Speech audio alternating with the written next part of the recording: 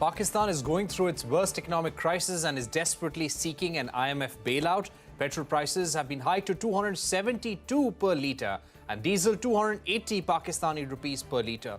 The government has taken these unprecedented measures to appease the IMF and secure a $7 billion extended fund facility.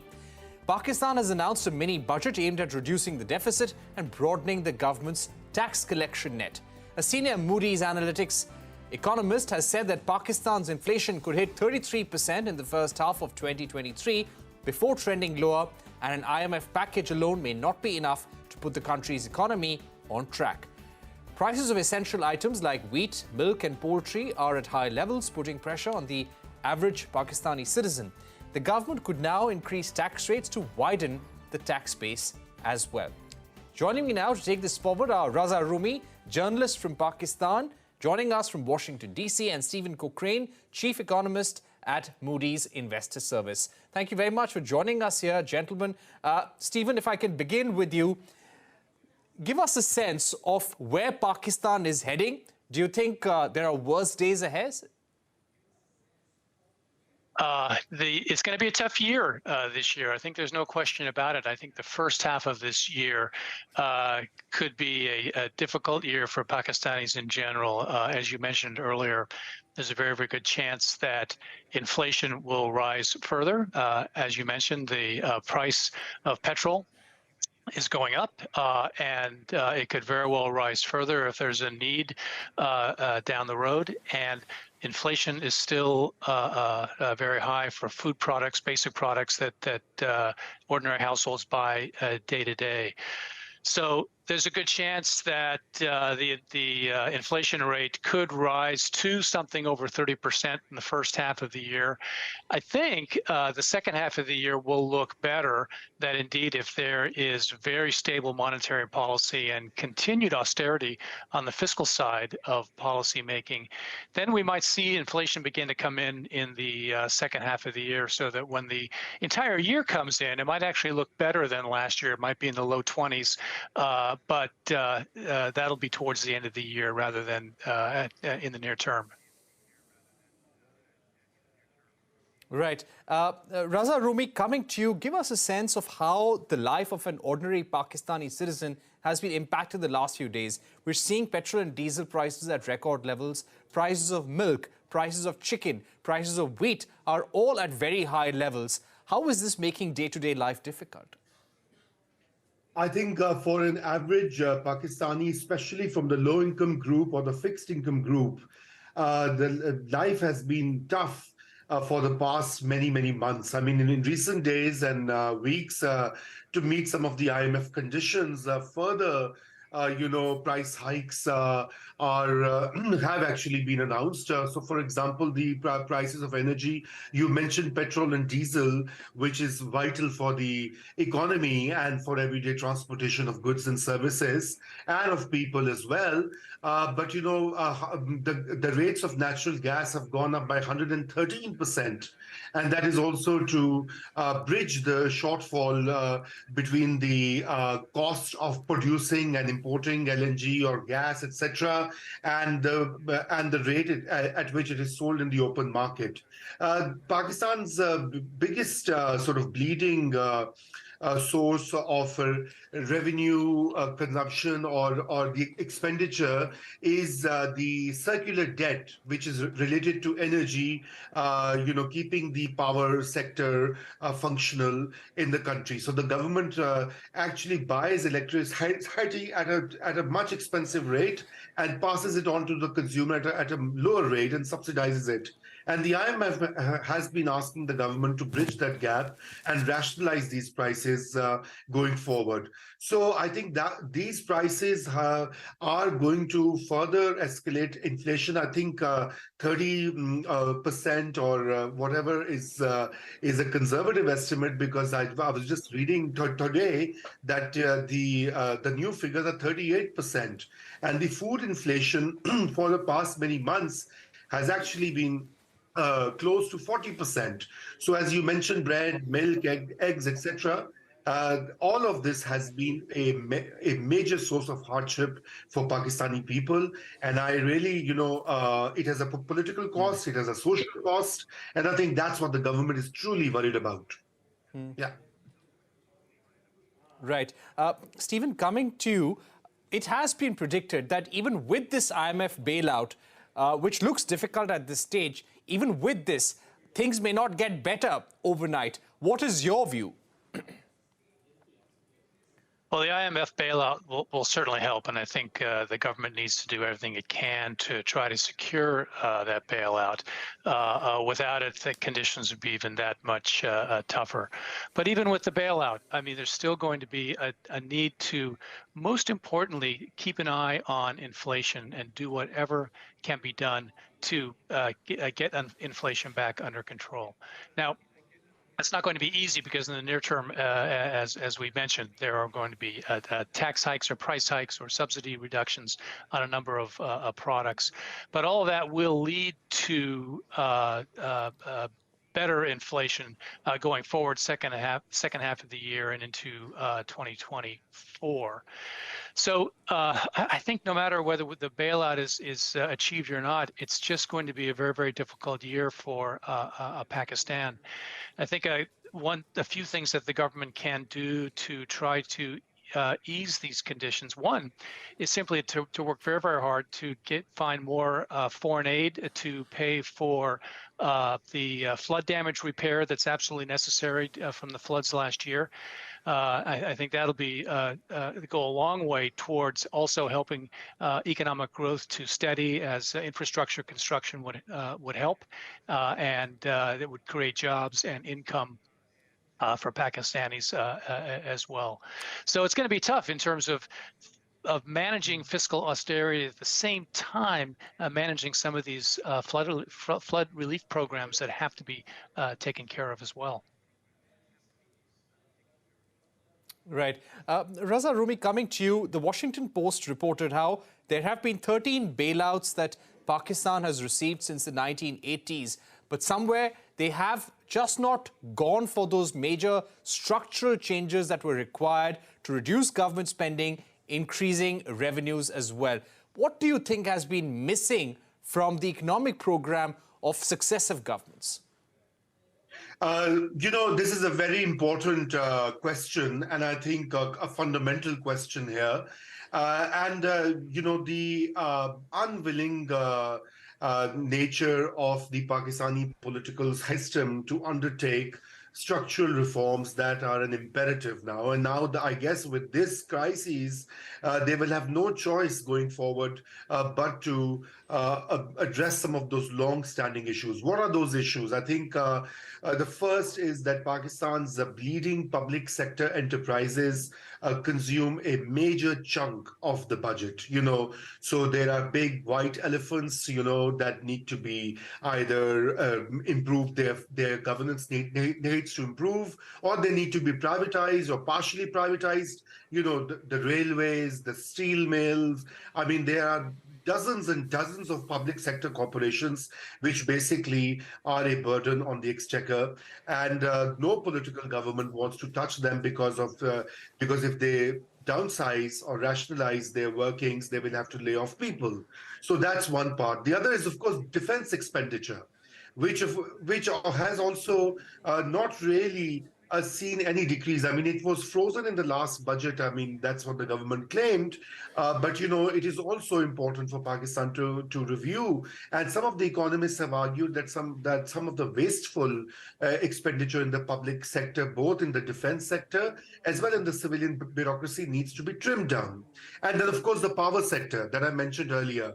Almost 20 to 30% of line losses have been reported in power distribution. So until you don't fix some of these issues, and you're not going to, stabilize in the longer run. I mean, IMF bailouts are just temporary sort of injections that Pakistan is now used to, and I think this one also will give a reprieve for a couple of months, and then in about 4 to 6 months, Pakistan will be back in the same situation until it really doesn't cut down its expenditures. But for all of this, what is important to remember is that you cannot bring about these reforms without a bipartisan consensus, without a political consensus and political stability. In Pakistan, governments are frequently changed. You know, there's still turmoil going on the street. I mean, for much of last year, the opposition leader Imran Khan was protesting on the streets. Now he wants an early election, and the government doesn't want to go into election. So there's always this political instability that prevents arriving at a consensus on key policy reforms that are urgently needed. And final point, why all of this is has become so critical, with foreign exchange reserves dipping to nearly $3 billion or so, is also the fact that the Western assistance to Pakistan has declined tremendously. For decades, Pakistan has been, used to being part of the U.S. global security project, where either it's the Cold War or the Afghanistan war or the war on terror, and it was getting all these handouts, lots and lots of foreign exchange for its services in these projects. I mean, they're no longer coming until, of course, U.S. starts bombing another country in the neighborhood, maybe, but God forbid. So I guess what Pakistan's elites need to realize is that they have to wake up to a new reality, a new geopolitical order, and also think of trading with India, trading with Iran, trading with China and other parts. I mean, it is an imperative now, without which you cannot really think of long-term solution. Right. Stephen, my final questions now to both our panelists. Stephen, starting with you, what is the danger of an economy like this for the Southeast Asian region, for the world as well, according to you? Well, there's a couple of dangers. First, of course, just for Pakistan itself, if these issues cannot be managed, one of the first problems is simply not having enough foreign exchange to bring in the imported goods that are needed to survive. That's a very near-term problem. And then if these issues lead to a rise in poverty rates and then a rise in social instability, that's something that can not only hurt Pakistan itself, but bleed to other regions of the world. So stability and the idea, as mentioned earlier, that these structural reforms take a really long-term effort to attain is really critically important in trying to avoid these kinds of issues. I think in the near term, one of the advantages in terms of the global economy is that the Chinese economy is going to be accelerating this coming year and next year as it comes out of its zero COVID policy. That will create opportunities for trade and for somewhat stronger global growth. It's a very good time to be working on policies that extend linkages through global trade and inward investment into Pakistan. All right, we've run out of time, but Stephen Cochrane, Raza Rumi, thank you very much for joining us for that insightful discussion on the state of the Pakistani economy right now. Of course, what's happening in India's neighborhood is extremely important, and India, of course, is looking at the situation in Pakistan very, very closely and carefully as well. Raza Rumi, Stephen Cochrane, thank you very much for joining us. We take a break here, but when we turn our focus to China, from the spy balloon row to the US Senate's resolution on Arunachal Pradesh. That and much more with Brahma Chellaney when we're back. Welcome back. You're watching Global Eye. U.S. shooting of a Chinese spy balloon has worsened tensions between U.S. and China. President Biden has said he intends to speak to President Xi about the issue, but is not apologetic about shooting down the balloon. China, as a countermeasure, sanctioned Lockheed Martin and Raytheon missiles and defense. In the meanwhile, a bipartisan resolution has been moved in the U.S. Senate stating that Arunachal Pradesh is a part of India. This comes at a time when India and China continue to be locked in a boundary dispute. India has also this week made some key announcements to ramp up boundary infrastructure. Joining us right now is well-known foreign policy expert on China, Brahma Chellaney. Brahma Chellaney, thank you very much for joining us. How do you see this spy balloon controversy, worsening relationship between the US and China. Biden making very clear he will take it up, but he doesn't want to start another Cold War. You're right. The flight of a Chinese spy balloon across the US for 4 days before it was shot down has put into stark relief the fact that a rising China, not a declining Russia, poses the biggest threat to America. Biden is facing a lot of flack at home for having waited 4 days before ordering the downing of the Chinese spy balloon.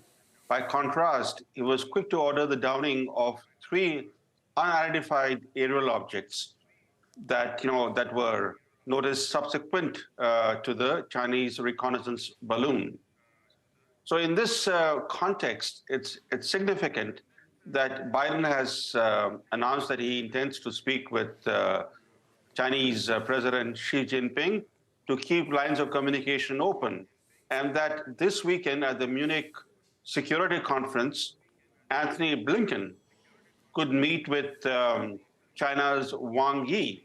So clearly shows that the Biden administration is seeking to ease tensions with China. In fact, in a statement, Biden says that the U.S. is not seeking conflict with China or even a new Cold War with China, and he has said in the past that his administration is not seeking to change China's political system.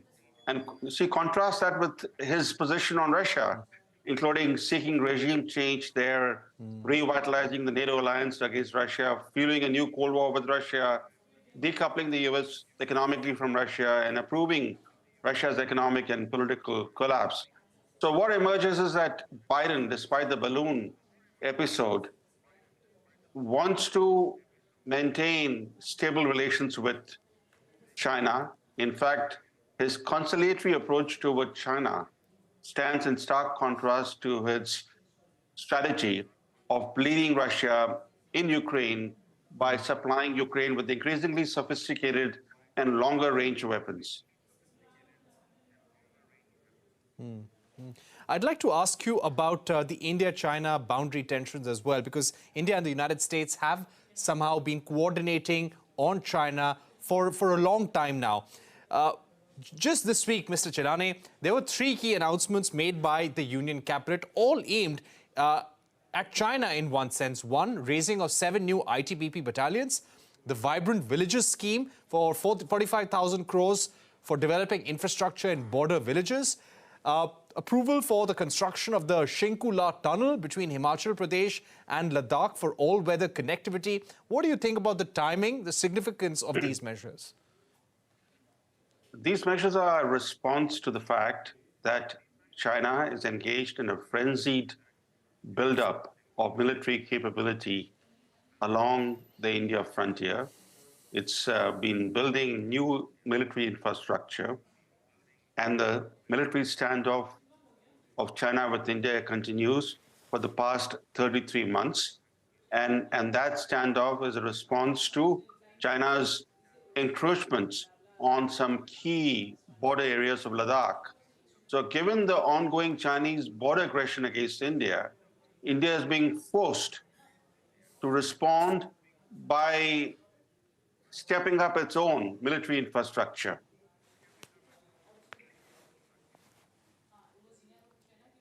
Right. Those are important words from you, Mr. Chellaney. But now coming to the point of China and United States once again. China has gone in for countermeasures. How do you think China is going to react further in the days to come, especially to the downing of the spy balloon? See, China engages in activities that are hostile or provocative, and then tries to present itself as the victim. This has always been the case with China. It commits aggression against India and then paints India as the aggressor. So similarly, in the reconnaissance balloon episode, the fact that this balloon went thousands of kilometers beyond its stated course as claimed by China Yet China was not, was not apologetic about the fact that this balloon went over continental U.S. for 4 days and tried to paint the U.S. as having acted unlawfully by shooting down that reconnaissance balloon. But this is all showmanship.